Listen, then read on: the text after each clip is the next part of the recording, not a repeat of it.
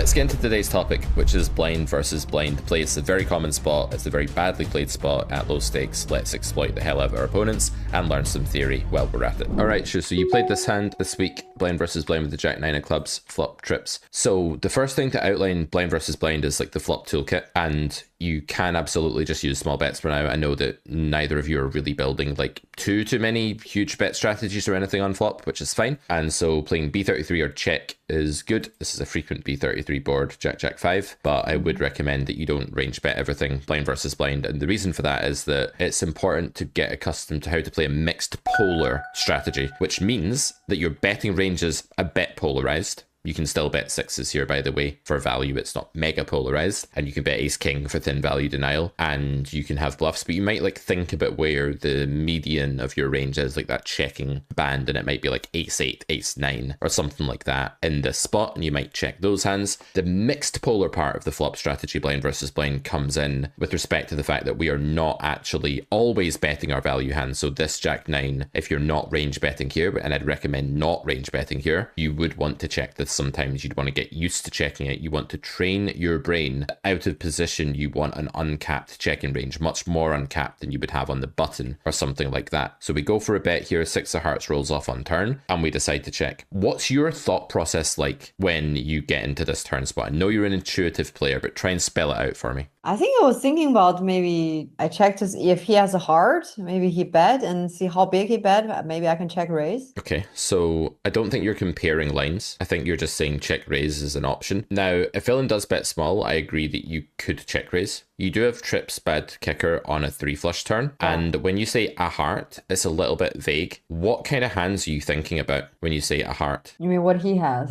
Maybe ace of heart, king of hearts? King jack. So it's not clear enough in your head. There are loads of heart combos in villain's range here, but you need to start thinking more concretely. Not in exact combos, but you need to start picturing bands of hands. So when you check the turn here and villain has a hand with a heart in it, it's something like pocket pair heart, 7s, 4s, 8s, deuces, 3s with a heart, queen 10 off with a heart, king 10 off with a heart, king 9 off with a heart, ace 8 off, ace 7 off, ace 4 off with a heart.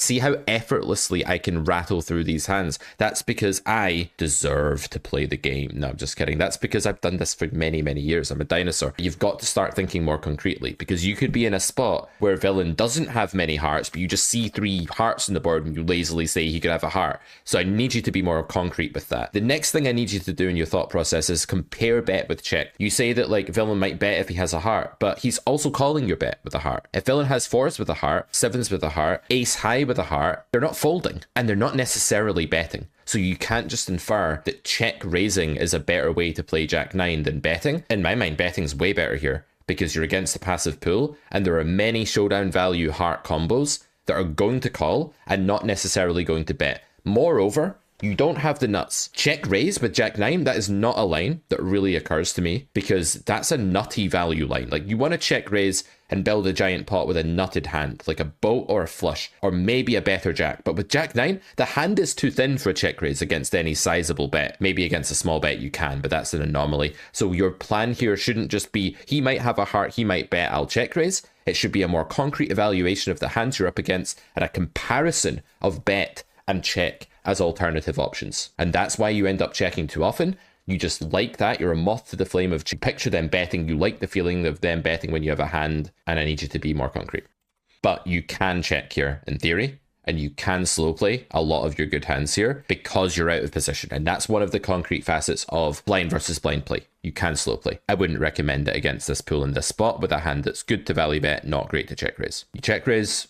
This is very thin. I think it's okay though, because I think people are very mergy for the sizing and a bit capped, so I can get behind this. But if it's any bigger, you have to check call, then I'd rather have just bet.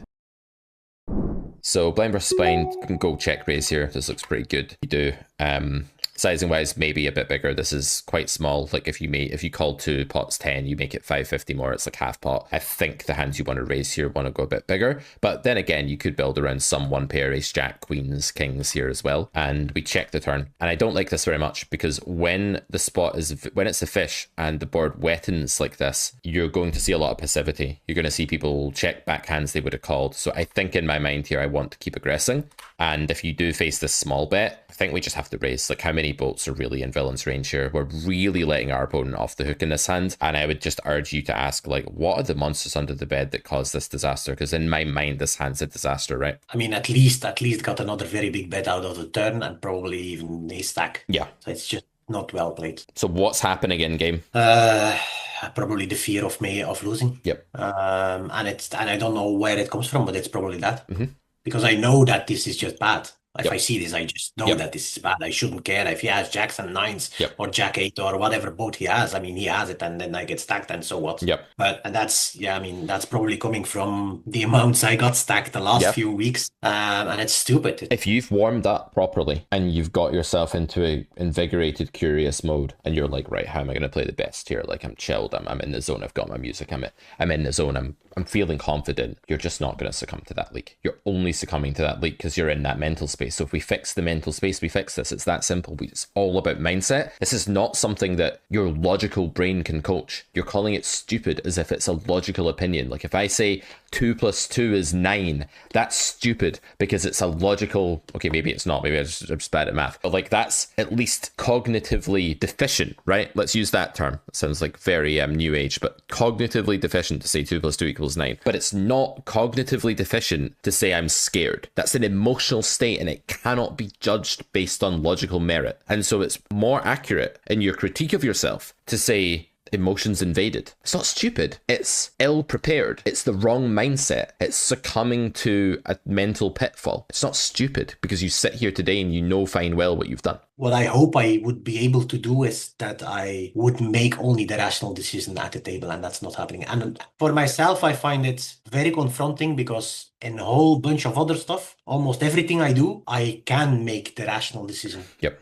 And that's something I said in the beginning, in the whole beginning of the series as well, that that poker, why I play poker is because it's confronting for me with this exact thing, and I find it confronting to myself, and it's something I need to overcome, and it's not easy. There's a risk-averse side to you that doesn't like losing money, doesn't like losing progress. I know it's not the money per se, it's more the self-challenge and the progress, and you don't want to see the graph going down, and you're afraid of that, and that's normal. And poker does that to you because it's so volatile and it's so out of your control. The results are so wild in the short term that it does put us on the back foot, and it does make us feel that way, and no other discipline can make us feel the way poker does, and that's normal. So give yourself a break. It's normal that you can't execute the logical faculties in poker like you can outside of poker, and you have to take extra preparations to make sure that when you show up to a session, you're as prepared as possible. There will still be underperformance, even when you're performing optimally, if that makes sense. Even when you're performing at your best, you will not be performing at your logical best because it's impossible to perform at your logical best every single day or every single hand.